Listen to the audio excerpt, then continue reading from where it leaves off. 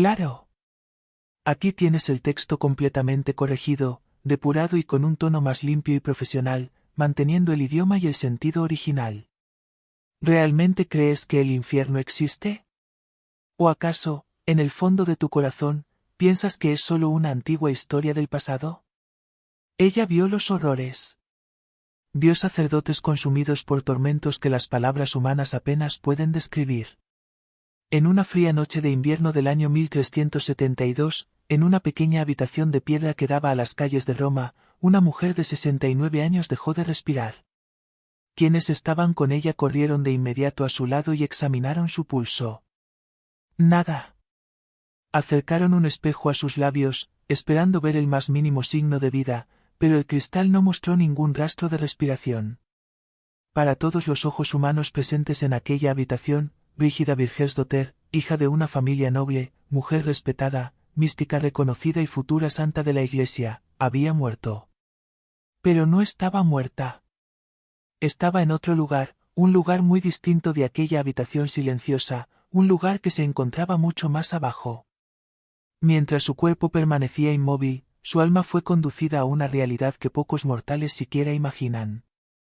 Lo que presenció durante aquel tiempo sería más tarde registrado en documentos que la Iglesia ha conservado durante más de 6 siglos, documentos que teólogos estudiaron cuidadosamente, textos que fueron analizados, debatidos y examinados a lo largo del tiempo. Y tal vez lo que más debería inquietarnos hoy es esto: casi nadie habla ya de ellos. La descripción que Santa Brígida dejó del infierno se encuentra entre los relatos más detallados de toda la literatura mística católica. No es poesía. No es una simple metáfora religiosa. Quienes examinaron su testimonio afirmaron que ella relataba lo sucedido como lo hace un testigo que describe lo que ha visto con sus propios ojos. Narró lo que presenció del mismo modo que un corresponsal de guerra describe lo que ha visto en el campo de batalla. Si quieres, también puedo hacer una segunda pasada para darle un estilo más cinematográfico, más solemne o más natural para narración en voz alta. Aquí tienes el texto corregido y depurado. Un campo de batalla con precisión, con sobriedad, con la gravedad de quien ha contemplado algo que jamás podrá olvidar. Y lo que vio debería estremecer el corazón de cualquier persona viva hoy. Pero, antes de descender juntos a esa realidad oscura, es necesario comprender algo muy importante. Esto no es una leyenda transmitida de generación en generación mediante historias susurradas. No es un cuento inventado en la Edad Media para asustar a los niños. Estamos hablando de una experiencia mística documentada y sometida a un riguroso examen teológico. Diversas autoridades de la Iglesia entrevistaron a los confesores de Brígida, a sus compañeros y a la propia mística. Sus revelaciones fueron analizadas por teólogos respetados, discutidas en reuniones eclesiásticas y examinadas por estudiosos. Después de ese largo proceso, la Iglesia declaró que sus visiones presentaban señales auténticas de origen divino. Años más tarde, el Papa Bonifacio IX proclamó Santa Brígida en 1391. Siglos después, en 1999, el Papa San Juan Pablo II la declaró copatrona de Europa. No estamos hablando de una mujer ignorada o marginada por la Iglesia. Estamos hablando de una mujer elevada a los mayores honores que la Iglesia puede conceder. Por eso, cuando Santa Brígida nos cuenta lo que vio en el infierno, ignorar su testimonio sería, como mínimo, una imprudencia. Y, sin embargo, hay algo que me inquieta profundamente al estudiar este relato. Casi nadie habla ya de ello. Si hoy buscas sermones sobre la visión del infierno de Santa Brígida, encontrarás muy pocos. Si buscas discusiones modernas sobre este descenso a las profundidades, encontrarás casi silencio. Es como si, en algún momento, se hubiera decidido que este testimonio es demasiado perturbador para los oídos de nuestro tiempo. Pero quizás sea exactamente lo contrario. Tal vez los oídos de nuestro tiempo sean precisamente los que más necesitan escucharlo. Para comprender el peso de esta visión, primero debemos conocer a la mujer que la recibió. Brígida tenía poco más de 40 años y, en aquel momento, algo profundo se abrió dentro de ella. La mujer que hasta entonces había logrado equilibrar sus experiencias místicas con las responsabilidades del mundo sintió un llamado radical, un llamado a abandonar por completo la vida que había conocido. Distribuyó sus riquezas, Se vistió con ropas sencillas de penitencia y decidió dedicarse enteramente a Dios. Fue entonces cuando las revelaciones comenzaron a multiplicarse como un torrente que rompe una represa. Cristo se le apareció. La Virgen María se le apareció. También se manifestaron santos y ángeles.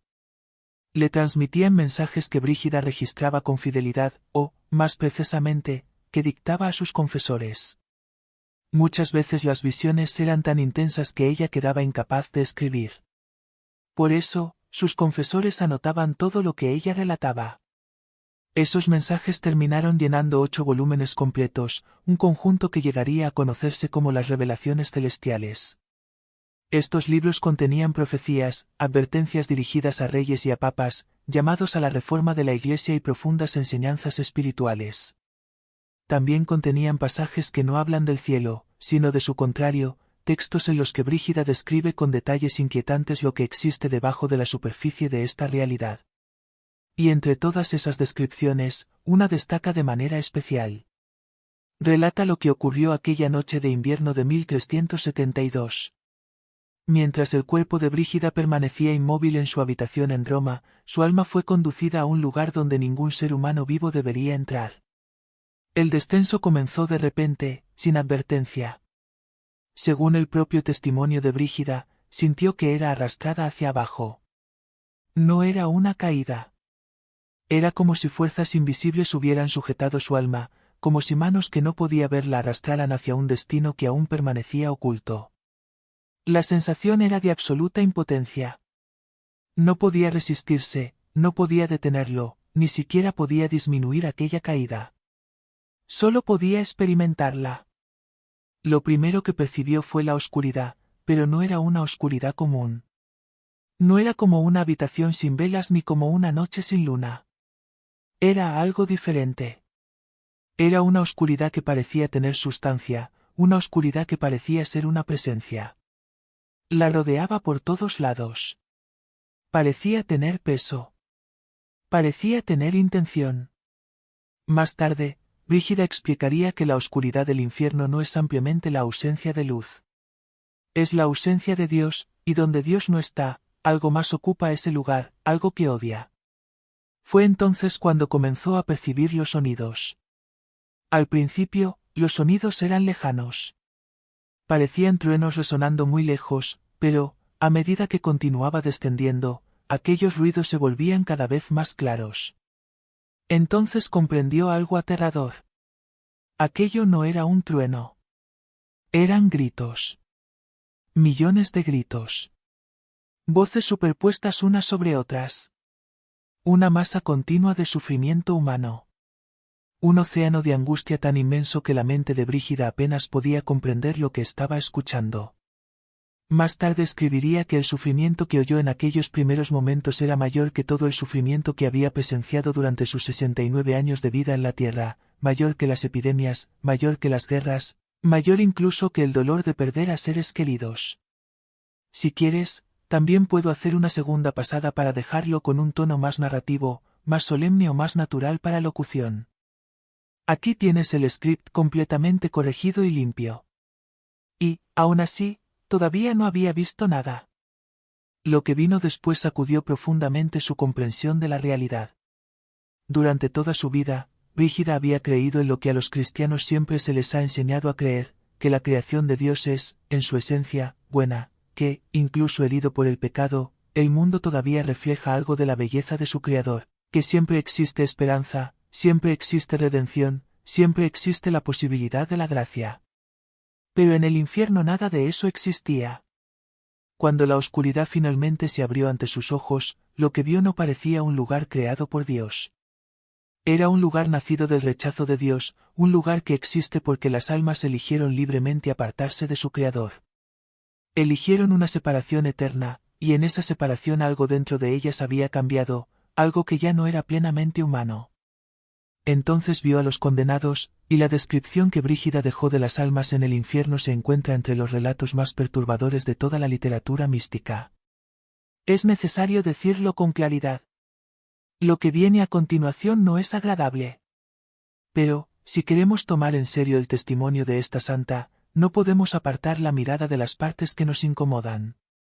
Ella vio almas, incontables almas. Pero ya no eran como habían sido en vida. En el infierno, escribió Brígida, el alma adopta una forma que refleja su estado espiritual. Y las almas que vio estaban deformadas por sus pecados, torcidas, corrompidas. Aún conservaban un contorno lejano de humanidad, pero ese contorno estaba mezclado con algo monstruoso. Aquellos que habían sido dominados por la lujuria llevaban dentro de sí un fuego constante, un deseo ardiente que jamás podía ser satisfecho, una llama que quemaba sin consumir, que atormentaba sin terminar nunca. Sus ojos estaban llenos de un hambre que jamás sería saciada. Extendían las manos buscando placeres que siempre se alejaban. Atrapaban sombras, y ese gesto de buscar continuaba para siempre. Aquellos que habían vivido dominados por la avaricia cargaban cadenas invisibles. Estaban encorvados bajo pesos que no podían abandonar. Llevaban el peso de todo aquello que habían amado más que a Dios. Y, en aquel lugar, ese peso era infinito. Se tambaleaban bajo él, se arrastraban bajo él, ni siquiera podían mantenerse en pie. Aquellos que habían cultivado el odio y la ira se desgarraban a sí mismos y a los demás. Durante la vida habían herido a otros con su rabia. En el infierno, esa misma rabia se volvía al mismo tiempo hacia adentro y hacia afuera. Eran a la vez verdugos y víctimas. Atacaban y eran atacados sin descanso, sin pausa. Las heridas que causaban sanaban de inmediato, solo para ser abiertas nuevamente. Pero había algo que para Brígida resultaba aún más aterrador que los propios tormentos. Las almas lo sabían. Sabían perfectamente por qué estaban allí.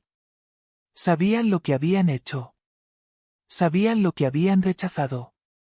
En el infierno no existen ilusiones, no existe el autoengaño. Cada alma ve con absoluta claridad el momento exacto en que eligió el pecado en lugar de Dios, el instante preciso de la elección, el momento de la negación. Y esa visión permanece para siempre. En la vida terrenal podemos huir de nuestros pecados, podemos justificarlos, podemos olvidarlos, podemos distraer nuestra conciencia, pero en el infierno solo existe la verdad, y esa verdad es insoportable. Mientras Brígida era arrastrada cada vez más profundamente en aquel lugar, todavía tirada por una fuerza invisible, todavía incapaz de controlar su propio movimiento, comenzó a percibir algo nuevo, algo que más tarde se convertiría en una de las advertencias más serias de sus revelaciones para los vivos. Comenzó a reconocer ciertos tipos de almas, no personas específicas, sino categorías, estados espirituales. Podía distinguirlas por el tipo de pecado que había marcado sus vidas. Y entonces vio algo que la estremeció profundamente. Vio sacerdotes. Este detalle aparece con claridad en sus revelaciones, y la Iglesia nunca ha suprimido ese relato. Brígida contempló a ministros ordenados de Dios sufriendo en el infierno. No solamente porque hubieran cometido pecados comunes, aunque algunos también los habían cometido, sino por pecados ligados directamente a su vocación. Habían celebrado la misa sin reverencia. Habían escuchado confesiones sin verdadero cuidado por las almas que tenían delante. Habían pronunciado las palabras de Dios mientras sus corazones estaban lejos de él. En el infierno, relató Brígida, todos los signos exteriores de honor les habían sido arrancados. No quedaba ningún título, ninguna dignidad, ninguna vestidura sagrada, nada. Estaban desnudos, espiritualmente desnudos ante la verdad de lo que se habían convertido. Y los demonios que los atormentaban se burlaban de ellos utilizando las mismas palabras que habían pronunciado en vida, los sermones que habían predicado sin fe, las oraciones que habían recitado sin amor. Cada palabra vacía regresaba ahora como instrumento de tormento. Pero hay algo en este episodio que debería asustarnos todavía más. Esos sacerdotes no estaban allí simplemente por haber abandonado sus deberes. Muchos de ellos habían cumplido externamente todas sus obligaciones. Habían pronunciado las palabras correctas. Habían realizado los gestos litúrgicos correctamente, habían administrado los sacramentos de forma válida. Exteriormente, todo parecía correcto, pero faltaba algo esencial. Faltaba amor. Habían realizado los ritos de la fe sin vivir la fe. Habían practicado la religión como una función. sin tener una verdadera relación con Cristo. Habían servido a la Iglesia, pero no habían servido al Señor. Y aquí está la advertencia que atraviesa los siglos hasta llegar a nuestro tiempo: esta trampa no afecta solamente a los sacerdotes. Amenaza a cualquier persona que convierta la religión en una rutina. A cualquiera que rece sin verdaderamente rezar, que asista a misa sin encontrarse con Cristo, que reciba la comunión sin entrar en verdadera comunión. Los gestos de la fe no son la fe. Y el infierno, según esta visión, está lleno de almas que nunca comprendieron esa diferencia.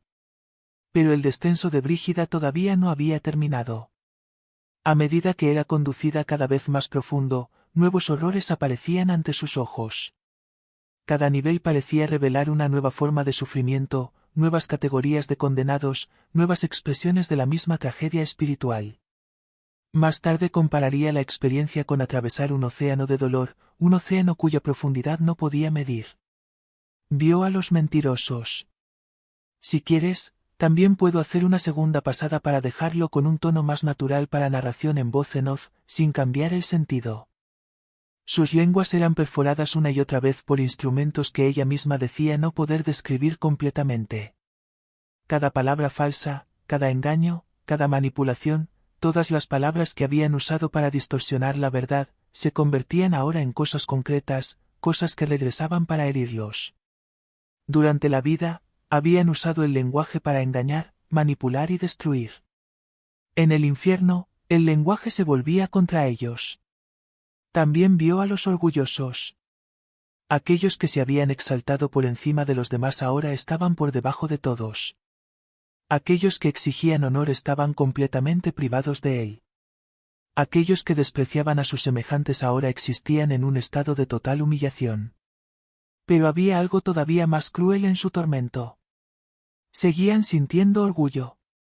Seguían creyendo que merecían algo mejor. Seguían considerándose superiores. Pero esa creencia no les traía consuelo. Solo aumentaba su sufrimiento. Su orgullo se había convertido en su propia prisión. Brígida también vio a aquellos que habían llevado a otros al pecado, y en este punto su testimonio se vuelve casi insoportable de leer, porque esas almas cargaban algo más que sus propios pecados. Eran aquellos que habían corrompido a otros, aquellos que habían enseñado a otros a pecar, aquellos que habían normalizado el pecado, que lo habían presentado como algo aceptable o incluso deseable. Esas almas cargaban no solo el peso de sus propias faltas, sino también el peso de todos los pecados que habían provocado en los demás. Quien enseña el mal sufre por cada persona que aprendió de él. Quien corrompe sufre por cada alma que fue corrompida. La cadena de influencia no termina. Se extiende indefinidamente, y quien inició esa cadena siente el peso de cada uno de sus eslabones. Imagina por un momento a un hombre que dijo una mentira, y esa mentira llevó a otra persona a mentir. Una mujer que cometió un acto de crueldad, y ese gesto despertó crueldad en otros. Una persona influyente que normalizó un vicio, y ese vicio se extendió a miles, tal vez a millones. En el infierno, según el testimonio de Brígida, esas almas experimentan las consecuencias de todos los pecados que nacieron de sus acciones. Cada imitación, cada seguidor, cada persona que caminó por el mismo camino equivocado. Ella vio almas sepultadas bajo una avalancha de culpa, una culpa que no era completamente suya, pero que de alguna manera también era su responsabilidad. Y aún así, el descenso continuaba. Pero lo que vino después es una parte del testimonio de Brígida que incluso los estudiosos de sus revelaciones rara vez mencionan. Está presente en los textos latinos originales. Fue traducido, pero casi nunca se cita. Y quizás sea precisamente la parte que debería quitarle el sueño a cualquier persona viva. Llegó a una región donde se encontraban los propios demonios. No como fuerzas lejanas, no como conceptos abstractos, sino como presencias reales, visibles, personales. La descripción que Brígida hace de los demonios no se parece a muchas representaciones populares de la Edad Media. Ella no vio figuras caricaturescas con cuernos y tridentes. Lo que vio era mucho más terrible. Vio seres de inteligencia extraordinaria, seres llenos de un odio profundo, un odio dirigido especialmente contra la humanidad. y en aquel momento comprendió algo que cambió completamente su comprensión de la lucha espiritual. Los demonios una vez fueron ángeles. Fueron hermosos, fueron buenos, estuvieron en la presencia de Dios, contemplaron su gloria, fueron envueltos por su luz. Pero hicieron una elección libre. Miraron al amor infinito y dijeron, no. Conocieron la alegría perfecta y la rechazaron. Conocieron a Dios y se prefirieron a sí mismos.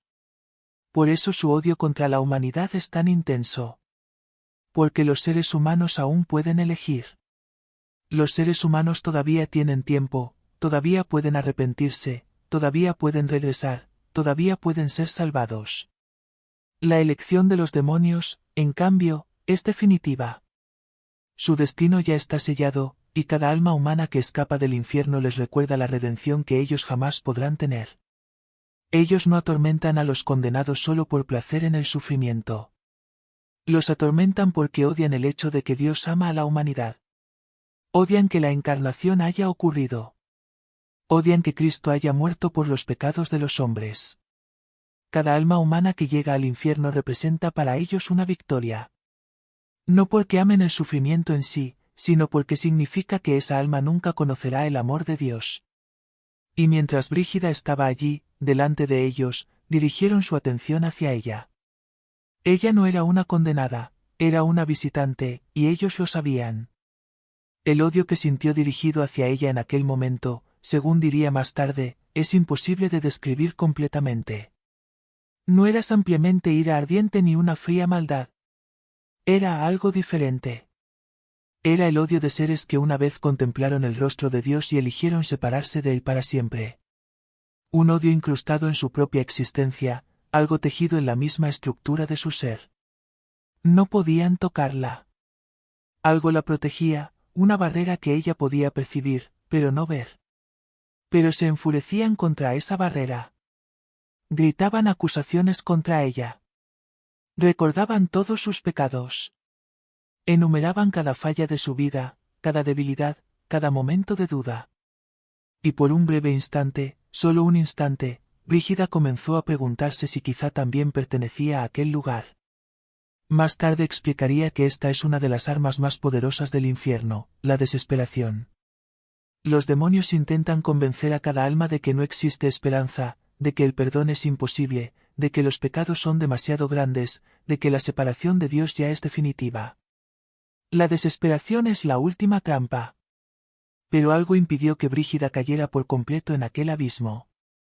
Alguna presencia la detuvo en ese límite.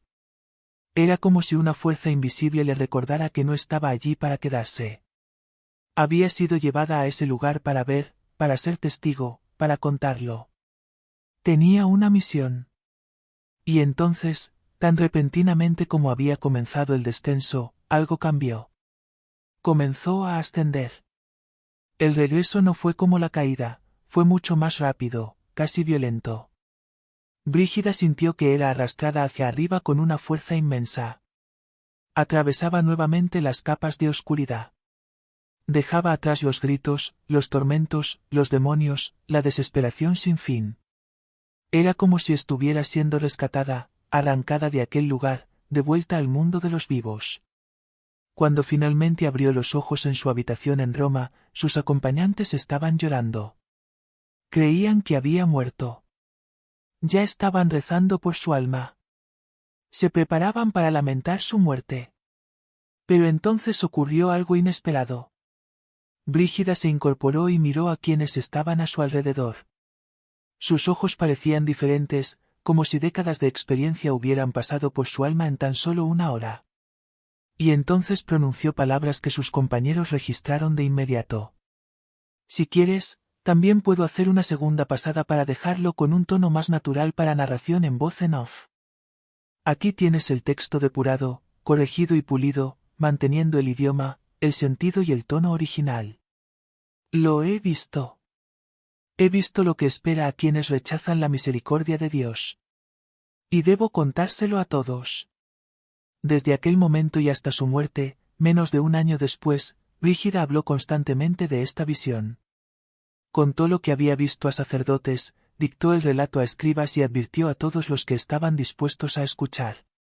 La mujer que durante décadas había recibido revelaciones celestiales llevaba ahora dentro de sí una nueva urgencia, la urgencia de alguien que ha contemplado el peor destino posible para un alma y que no puede descansar mientras otros no sean advertidos. No hablaba para sembrar miedo. No quería asustar por asustar. Hablaba porque deseaba salvar, porque había comprendido con una claridad que solo la experiencia directa puede ofrecer. El infierno es real. No es una metáfora, no es un símbolo, no es una invención medieval creada para controlar a las personas. Es una realidad, un estado de existencia que espera a toda alma que decide rechazar definitivamente la misericordia de Dios. Y, como Brígida repetía muchas veces, la misericordia de Dios permanece abierta hasta el último instante de la vida. Este es un punto que muchas discusiones modernas sobre el infierno suelen olvidar. Brígida no regresó de aquella visión como una predicadora de condenación. Regresó como una mensajera de la misericordia. Regresó con un mensaje urgente: la salvación es posible, pero debe ser elegida, debe ser acogida y debe ser recibida a través de los medios que Cristo dejó a la Iglesia, especialmente mediante el sacramento de la confesión. El verdadero horror del infierno, según la comprensión de Brígida, no es que Dios envíe almas allí contra su voluntad. El horror es que las almas eligen ese destino. Lo eligen cuando rechazan el perdón. Lo eligen cuando mueren en pecado sin arrepentimiento. Lo eligen cuando prefieren su propia voluntad al amor de Dios. Y esa elección, esa terrible elección, puede evitarse hasta el momento en que ya no puede evitarse. Entonces surge una pregunta inevitable, una pregunta que Brígida hacía a cada persona que escuchaba su testimonio. Y es la misma pregunta que atraviesa más de 6 siglos para llegar hasta ti ahora: ¿qué significa todo esto para ti? Si la visión de Brígida es verdadera, y la Iglesia ha reconocido que sus revelaciones presentan signos auténticos de origen divino, entonces algunas consecuencias se vuelven inevitables, consecuencias que muchos preferirían no considerar, consecuencias que nuestra cultura actual intenta ignorar, minimizar o explicar de otra manera. La primera es simple y directa: el infierno existe, no solo como un concepto, no solo como una idea teológica, no como una amenaza inventada para asustar a los ingenuos. El infierno existe como un destino real, una realidad, un verdadero estado de existencia, un lugar donde permanecen eternamente las almas que han elegido rechazar a Dios de manera definitiva. Brígida lo vio. No lo dedujo, no lo imaginó, no llegó a esa conclusión solo a partir de principios teológicos. Lo vio con ese tipo de percepción que parece despertar cuando el alma se separa del cuerpo. Escuchó los sonidos de aquel lugar, vio a quienes lo habitaban y sintió el odio que llenaba ese ambiente. Si alguien acepta su testimonio, y la propia Iglesia ofrece razones serias para tomarlo en consideración, entonces el infierno no es algo opcional. No es una doctrina que cada persona pueda aceptar o rechazar según sus preferencias personales. Es una realidad con la que debemos enfrentarnos. Otra consecuencia inevitable es esta: las almas realmente van allí. Y esta es precisamente la parte que más incomoda a la sensibilidad moderna. Nos gustaría creer en un Dios que salva a todos automáticamente. Nos gustaría imaginar que el infierno, si existe, está vacío o al menos casi vacío.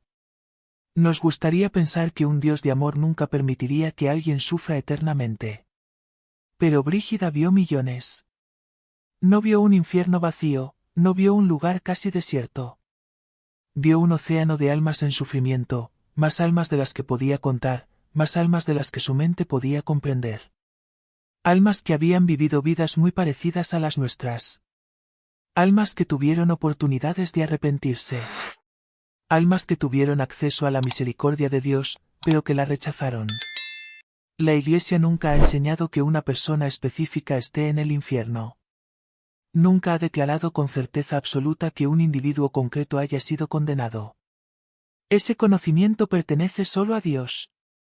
Pero la Iglesia siempre ha enseñado que el infierno es una posibilidad real, que la condenación eterna es un peligro verdadero y que las decisiones que tomamos en esta vida tienen consecuencias eternas. La visión de Brígida confirma esta enseñanza de una manera profundamente concreta.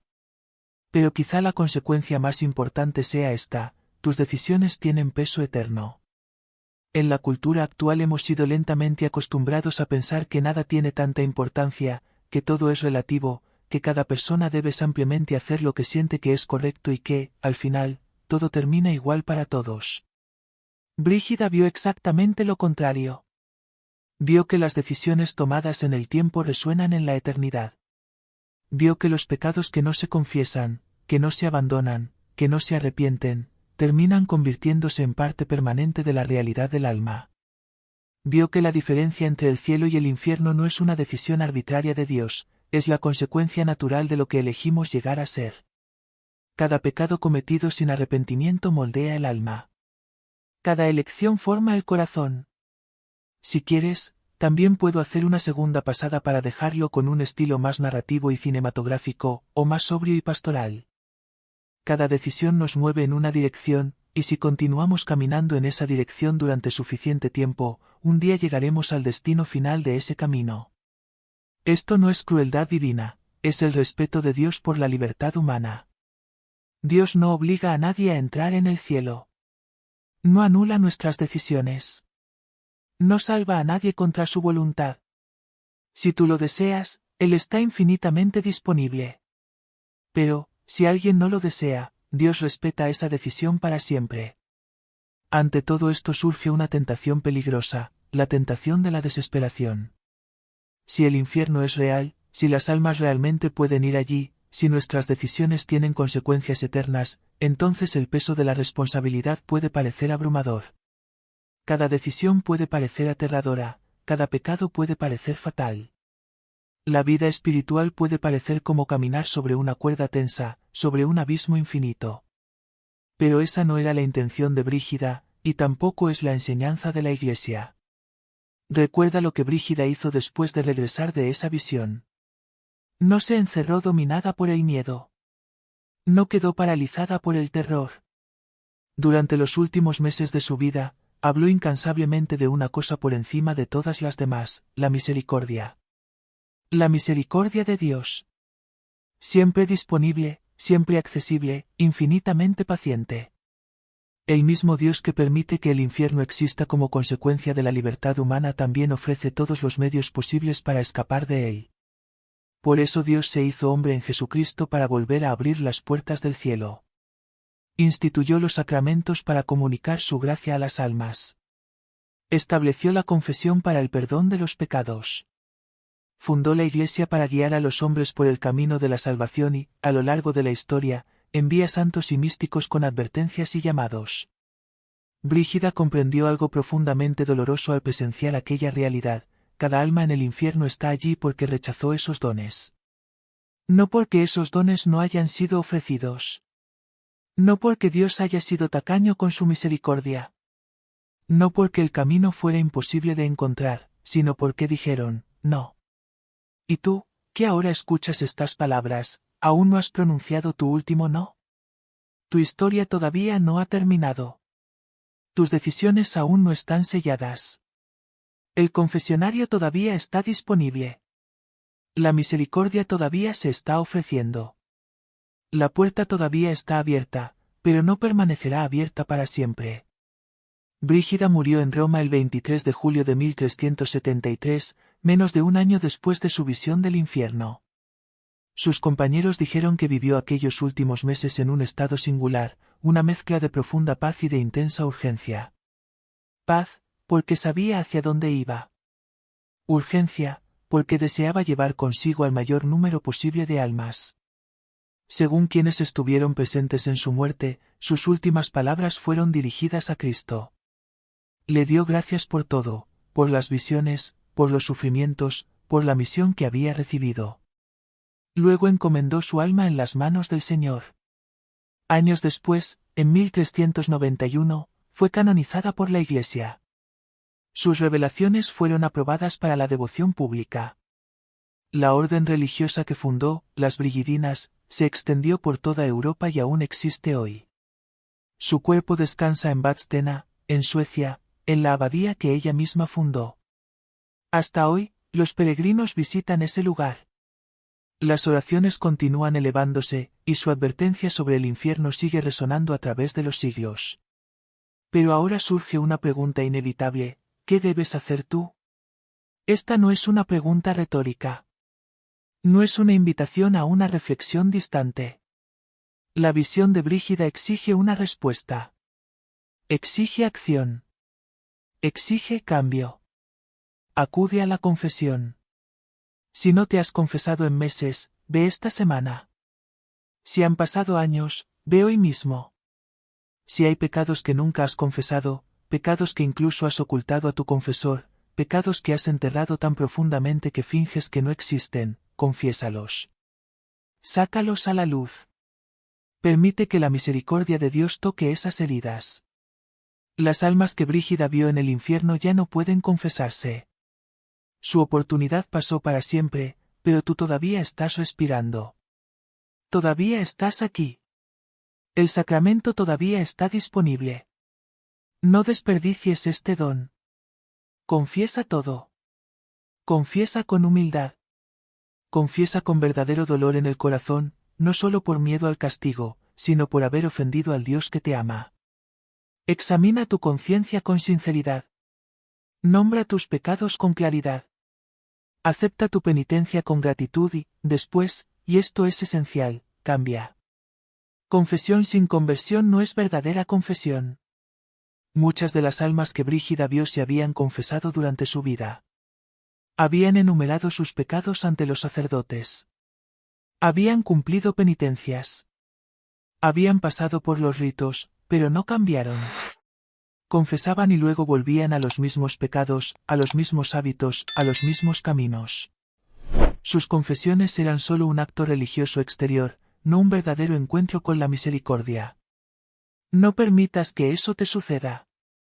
Cuando te confieses, haz un propósito sincero de evitar el pecado, no con pretensión de perfección absoluta, sino con una intención verdadera, con un esfuerzo real, con un verdadero deseo de cambio. Y cuando caigas, porque todos caemos, levántate de nuevo. Confiesa otra vez. Vuelve otra vez a la misericordia. Los santos no fueron personas que nunca pecaron, fueron personas que nunca dejaron de volver a Dios después de caer. Si esta reflexión tocó tu corazón, no ignores este llamado. Tal vez Dios permitió que escucharas este mensaje hoy por una razón. He eliminado las frases promocionales y limpiado la puntuación y el estilo. Si quieres, también puedo hacer una segunda pasada para dejarlo con un tono más solemne, más natural para narración o más cercano para voz en off.